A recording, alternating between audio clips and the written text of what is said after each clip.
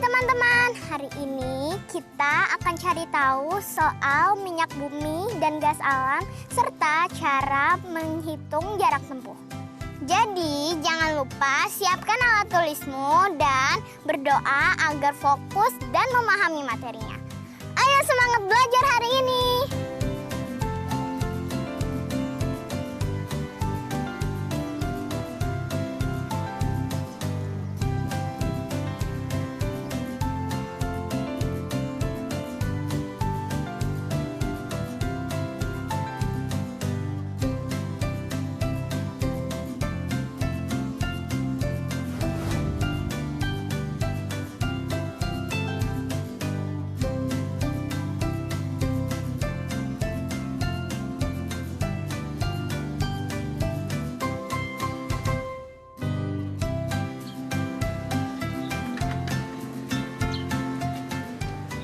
Indah, ayo pulang nak.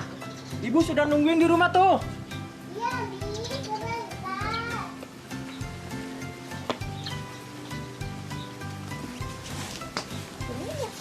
Selesai, siap-siap. Ada yang ketinggalan nggak? Insya Allah nggak ada, Nek. Pulang dulu ya. Loh, kenapa, Nek? Kalau Indah pulang dulu, satu yang pulang. Kan jadinya nggak jelas, jadi kalimatnya harus lengkap. Oh iya, Nek. Padahal Indah udah belajar pola kalimat SPOK. Indah anak Abi, Coba kalimatnya yang lengkap dong. Berarti subjeknya Indah, Iya.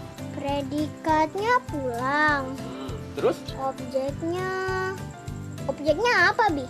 kalau nggak ada objek yang dilibatkan, nggak apa-apa kok nak. Karena kalimat yang sudah mengandung subjek dan predikat itu sudah termasuk kalimat lengkap kok.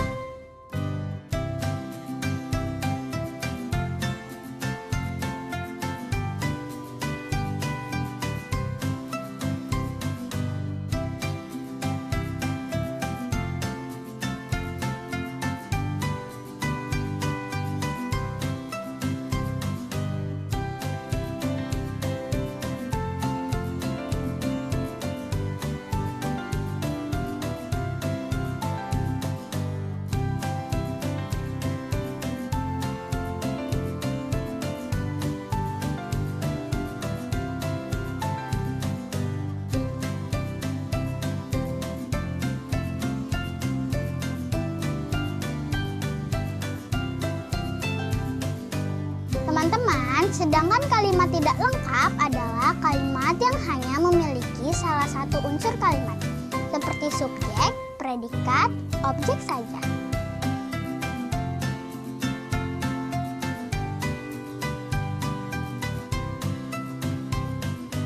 Kalimat tidak lengkap contohnya berupa semboyan, sapaan, salam, perintah, ajakan, dan seruan.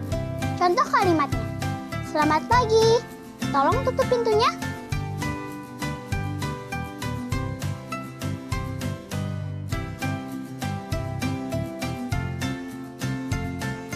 Nah, sekarang coba kalian tentukan mana yang merupakan kalimat lengkap dan mana yang bukan kalimat lengkap.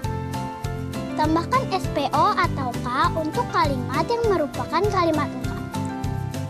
Contohnya seperti ini.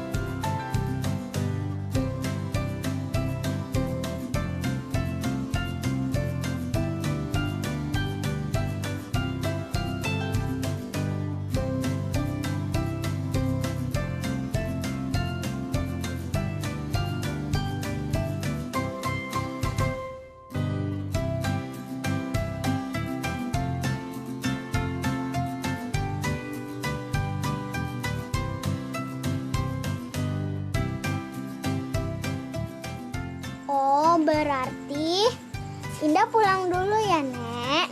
Nenek sehat selalu. Jangan lupa pakai masker ya. Iya Indah, cucu nenek gelis. Sok atuh nanti orang rumah kelamaan nunggunya. Hati-hati ya. Iya, Nek. Ibu, pamit pulang ya. Assalamualaikum. Indah hati-hati.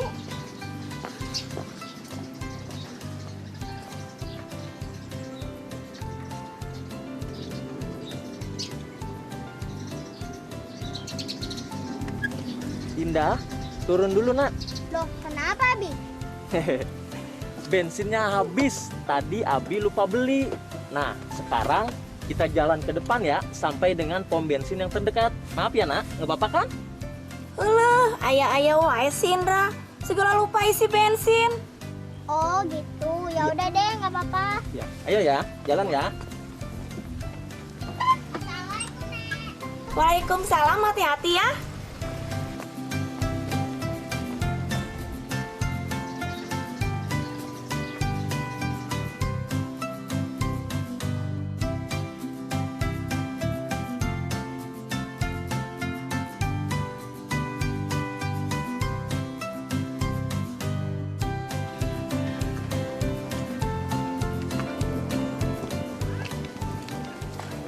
Indah capek? Enggak, Bi. Tapi Indah haus. Oh. Tadi lupa bawa minum dari rumah nenek. Oh, Indah haus. Ya udah, kelihatannya di depan ada tukang minuman tuh. Kita beli minuman di situ karena Abi juga haus ya. Oh, ya sudah.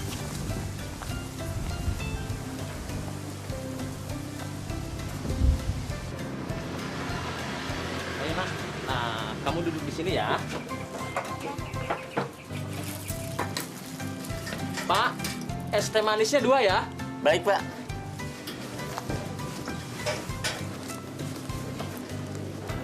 Nah, maskernya kamu buka dulu. Kamu pakai face shield aja, ya. Baik. Motornya mogok, Pak. Kok didorong? Iya, Pak. Tadi saya lupa isi bensin. Jadi terpaksa dah harus dorong ke pom bensin.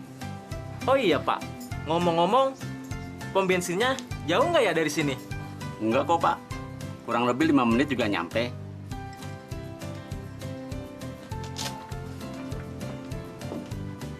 Ini minumannya, Pak. Makasih. Terima kasih ya, Pak. Silakan. Abi, kenapa Abi nggak simpan banyak bensin tanpa harus tunggu berkurang? Supaya kalau lupa isi bensin, nggak mogok motornya. Kan udah punya banyak cadangan. Kita nggak boleh seperti itu, Nak. Karena itu sama saja menimbun bahan bakar. Sedangkan bahan bakar itu berasal dari minyak bumi yang merupakan sumber daya energi yang tidak bisa diperbaharui. Oh, berarti bumi kita menghasilkan minyak ya, Bi? Minyak bumi itu terbentuk dari hewan dan tumbuhan laut yang telah mati terkubur di dasar laut. Selama jutaan tahun, lapisan yang menimbun sisa makhluk hidup tersebut terus bertambah, sehingga materi tersebut terkubur semakin dalam. Suhu bumi yang panas dan tekanan yang besar mengubahnya menjadi minyak dan gas yang kita pahami sebagai minyak bumi dan gas alam. Hah? Baru terbentuk setelah jutaan tahun, Bi? Lama banget. Betul, Nak. Makanya kayak yang Abi bilang tadi, sumber daya energi yang tidak dapat diperbarui harus dipergunakan sebaik-baiknya. Karena akan terlalu lama bagi manusia zaman ini untuk menunggu proses pembentukan minyak bumi yang baru. Coba Indah bayangin deh, kalau kita boros dalam menggunakan minyak bumi dan gas alam, apa yang akan terjadi? Pasti persediaan minyak bumi dan gas alamnya akan cepat habis, Bi. Bisa-bisa kita akan kesusahan. Baru motor Abi yang kehabisan bensin aja, kita jadi jalan kaki. Padahal bisa sampai rumah lebih cepat. Apalagi kalau semua orang kehabisan bensin. Iya, Neng. Bisa-bisa saya nggak bisa masak dan ngerebus air buat bikin teh. Karena tabung gasnya nggak bisa diisi lagi. Oh iya, Ibu di rumah juga berarti nggak bisa masak. Pokoknya Indah nggak mau boros pakai bensin dan kompor gas. Nah, Indah juga harus tahu nih, bahwasannya hasil olahan minyak bumi dan gas bukan cuma bensin dan LPG loh. Ada minyak pelumas, lilin wax, aspal, dan masih banyak lagi hasil olahan minyak bumi dan gas yang dibutuhkan alat-alat di dunia agar bisa beroperasi, Nak. Teman-teman, aku takut banget kalau persediaan minyak bumi dan gas alam habis. Kalau kamu gimana? Menurut kamu, apa yang akan terjadi kalau persediaan minyak bumi dan gas alam habis? Dan apa upaya kamu untuk menghemat penggunaannya? Catat di buku catatanmu ya.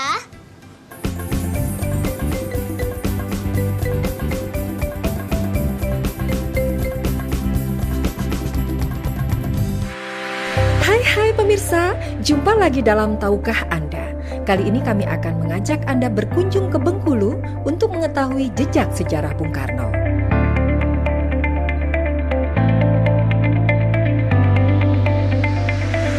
Kota Bengkulu tidak terlepas dari nama besar sang proklamator kemerdekaan dan Presiden RI pertama, Soekarno.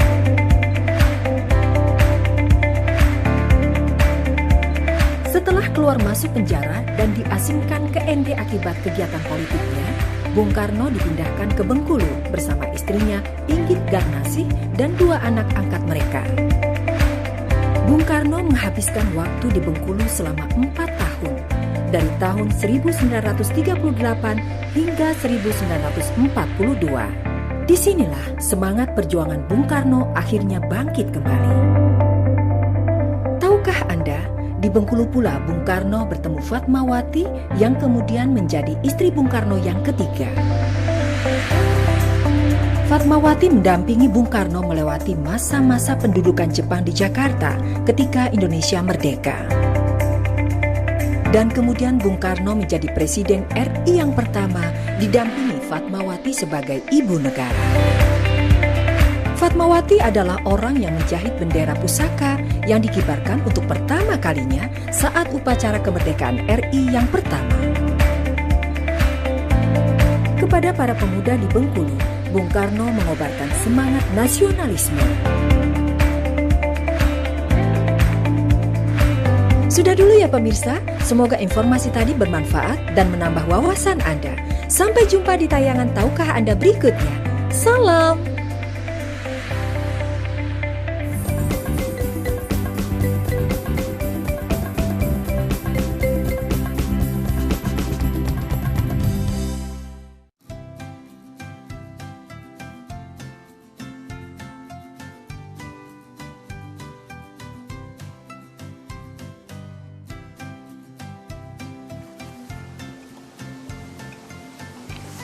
Abi udah habis ya?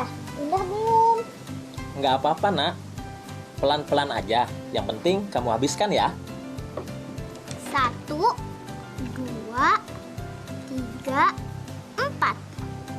Apa yang ada 4, Nak? Mobil itu rodanya ada 4. Oh, mobil itu. Nah, sekarang Abi mau tanya. Kalau mobilnya ada 5, berapakah jumlah rodanya? Kalau satu mobil 4 roda, berarti 5 mobil dikali 4 roda.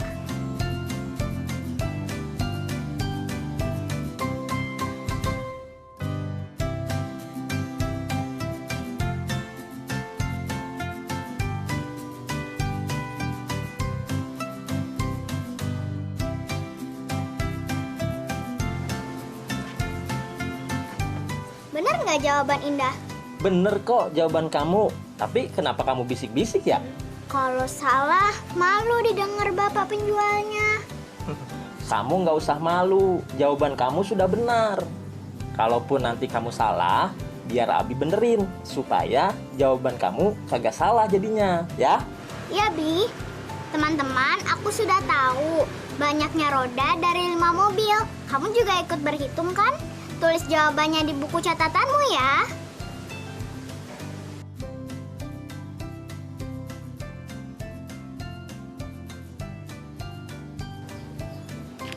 Abi, minum Indah udah habis. Pinter. Kalau begitu, ayo kita lanjutkan jalan lagi. Permisi, Pak. Semuanya jadi berapa ya? Rp4.000, Pak. Ini, Pak. Wah, ada kembaliannya. Coba saya tukar dulu sebentar ya. Ya, silakan. Abi, lihat, ada delman. Kemarin Indah naik itu sama nenek. Sayang, di dekat rumah nggak ada delman ya, Bi.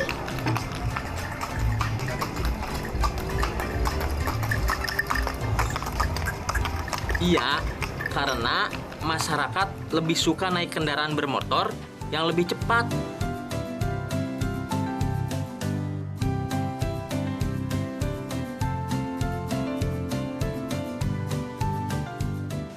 Nah, menurut Indah, dari 3 delman tadi, mana yang menempuh jarak paling jauh? Yang paling cepat ya, Bi? Belum tentu, Nak. Karena selain bergantung pada kecepatan, jarak tempuh juga bergantung pada waktu tempuhnya. Kalau delman yang paling cepat melaju sebentar saja, mungkin bisa kalah jauh dengan delman yang lebih lambat, tapi lebih lama waktu tempuhnya.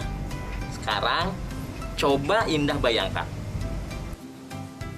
Kalau ada 3 buah delman, kita sebut saja delman A, delman B, dan delman C yang melaju dengan kecepatan berbeda. Kecepatan delman A adalah 10 km per jam. Kecepatan delman B adalah 8 km per jam.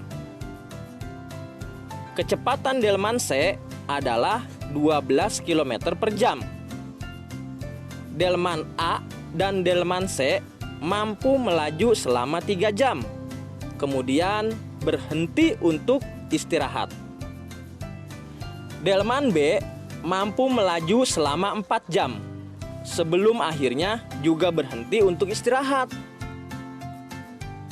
Urutkanlah delman mulai dari yang telah menempuh jarak paling jauh. Kalau begitu, Indah harus hitung jarak masing-masing delman dulu ya, Bi. Pakai rumus jarak sama dengan kecepatan dikali waktu.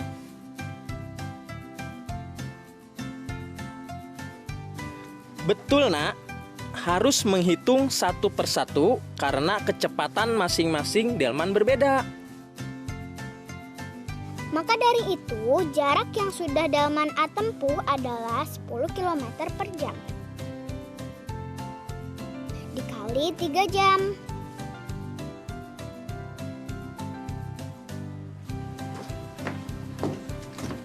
Ini Pak kembaliannya. Ya, terima kasih ya, Pak. Sama-sama. Ayo Indah, Abi kasih PR tuh ya. Nanti Abi tunggu jawabannya di rumah.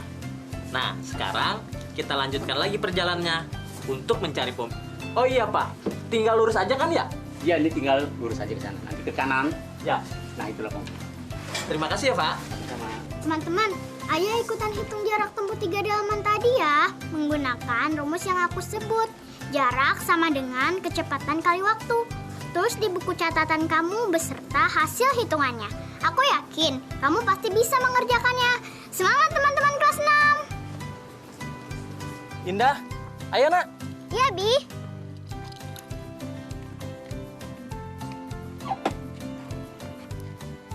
Nah, kalau Abi pikir-pikir, waktu kita minum tadi, Indah udah banyak banget belajar kok. Iya, Abi. Tadi waktu Indah pamit sama nenek, Indah belajar soal kalimat lengkap. Terus Indah tahu soal proses pembentukan minyak bumi Iya. dan gas alam. Dan kalau habis, apa yang akan terjadi? Bener. Indah juga menghitung banyaknya roda dari 5 mobil. Dan cara menghitung jarak tempuh 3 delman. Tapi hasilnya nanti di rumah ya, Abi. Ya. Abi tunggu jawabannya ya, Nak. Ya.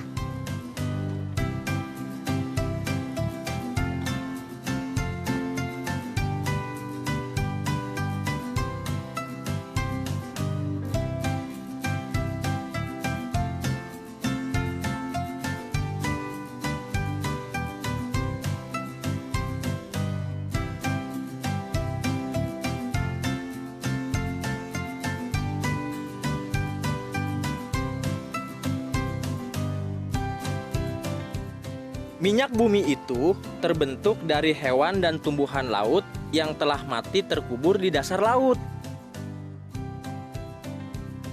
Selama jutaan tahun, lapisan yang menimbun sisa makhluk hidup tersebut terus bertambah, sehingga materi tersebut terkubur semakin dalam.